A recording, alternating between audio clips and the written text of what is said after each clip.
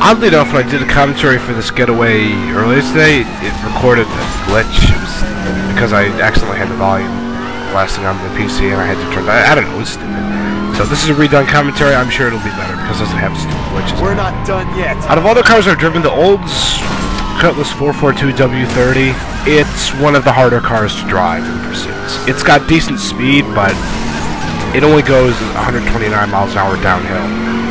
So that means the highway is not an option, or if it is, you're doing that as a suicide mission. You're just begging for the cops to go smack down on you, especially the Chargers, the Vics, and the Vets. I mean, the Escalades, yeah, you couldn't beat them across the power band for a while, but it's the Vets and the other cars that you need to because it's no more apparent on the highway. That's why I stick to the city when I'm doing most of the getaways. Oh, another Monaco takes a hit for me. Thank you, Dodge. Thank you for taking one for the team, or in this case, taking one for the olds. That was very nice of you. It's weird how the Dodge Monaco is a pretty awesome car, but they end up being victims of police brutality. Oftentimes involuntary because I make the cops crash, but what difference does it make? And if you're wondering why I cut ahead, it's because nothing really happened in the Getaway, so I just drive to the garage and repair my car. There's nothing wrong with that. It gives me something to do. And also, notice how carefully this car can be driven. You don't have to drift. Even though this car is a high drift rating, it doesn't mean you have to constantly drift with it. I do apex braking as much as I can.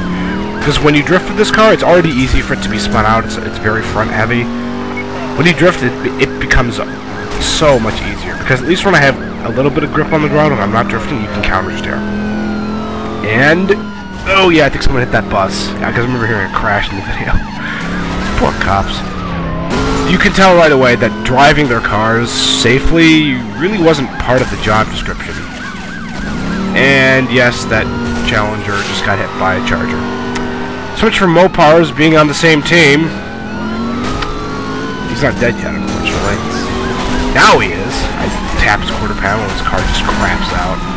Now Corvette tries to tap my quarter panel and doesn't follow the pit maneuver. I mean, everywhere you go in these pursuits, you tell the cops just don't know what they're doing.